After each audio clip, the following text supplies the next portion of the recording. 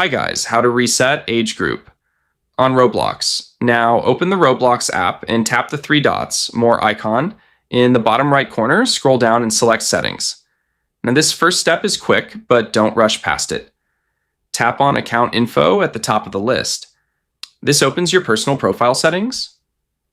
Keep watching because here's where most people get confused. Scroll down to the personal section.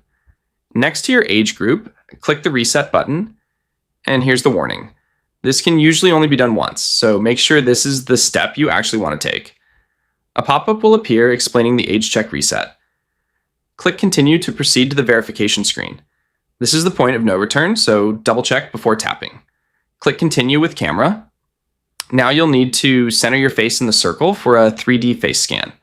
The scan will estimate your age and update your age group automatically.